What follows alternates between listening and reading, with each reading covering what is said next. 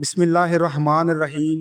حضرت علی رضی اللہ تعالیٰ عنہ نے فرمایا، جب دل تھک جائے تو جان لو کہ آسمان سے تمہاری مدد کے لیے قبولیت کا اب کوئی نہ کوئی دروازہ کھلنے لگا ہے۔ درود شریف پڑھنے سے رزق میں برکت ہوتی ہے۔ گرم پانی پینے سے انسان دیر تک جوان رہتا ہے۔ جو لوگ کنگھی بہت کم کرتے ہیں ان لوگوں کے بال جلدی گر جاتے ہیں۔ نہار منہ دودھ میں شہد ملا کر پینے سے بینائی تیز ہوتی ہے۔ وہ لوگ جن کا بلڈ پریشر کم ہو جاتا ہو روزانہ کھجوریں کھائیں۔ اس کے علاوہ لال چقندر کا استعمال بھی ان کے لیے بہترین ہے۔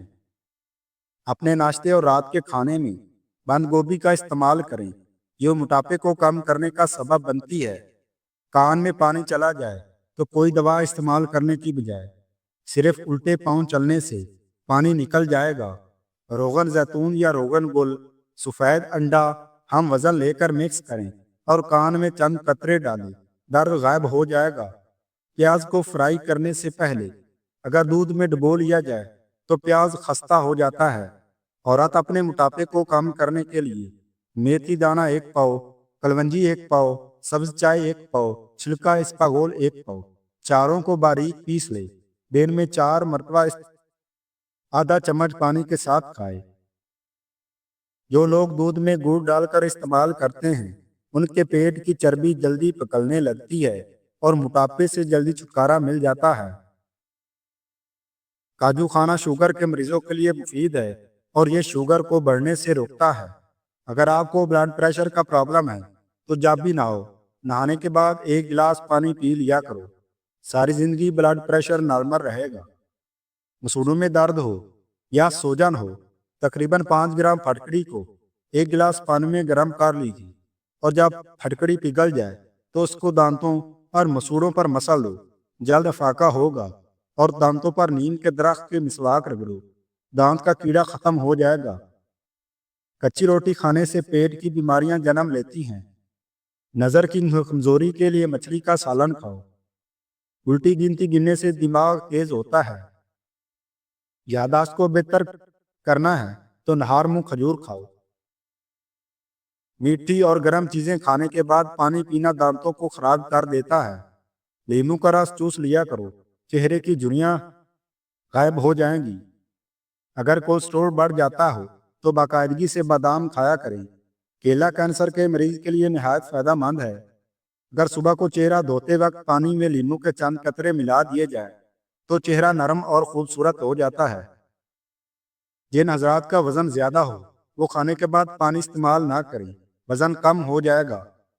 کھڑے ہو کر پانی پینے والے کے بال جلدی سفید ہو جاتے ہیں۔ پھٹکڑی کے اوپر انڈے کی سفیدی لگا کر منہ پر مسل دو، جھریاں ختم ہو جائیں گی۔ سرکے میں نمک ملا کر چینی کے برتن دھوئیں، ان کے داغ دور ہو جائیں گے۔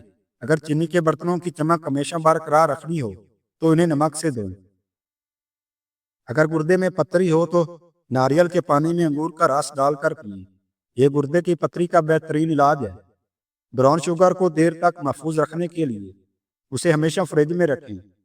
اگر آپ کے بالوں میں چیونگم چبک جائے تو وہاں تھوڑا سا شہد لگائیں اور کچھ دیر کے بعد دھو لیں، انشاءاللہ چیونگم اتر جائے گی۔ وہ لوگ جن کا بلڈ پریشر کم ہو جاتا ہو روزانہ کھجوریں کھائیں۔ اس کے علاوہ لال چقندر کا استعمال بھی ان کے لیے بہترین ہے۔ اپنے ناشتے اور رات کے کھانے میں بند گوبھی کا استعمال کریں، یہ موٹاپے کو کم کرنے کا سبب بنتی ہے۔ اگر منہ پہ چھالے بن جائیں تو متاثرہ حصے پر گلیسرین لگائیں، اس سے منہ کے چھالے ٹھیک ہو جائیں گے۔ اس کے علاوہ ایک کیلے کو 1 کپ دہی میں ملا کر روز کھائیں، منہ کے چھالے ٹھیک ہو جائیں گے۔ اگر گردے میں پتری ہو تو ناریل کے پانی میں انگور کا رس ڈال کر پئیں، یہ گردے کی پتری کا بہترین علاج ہے۔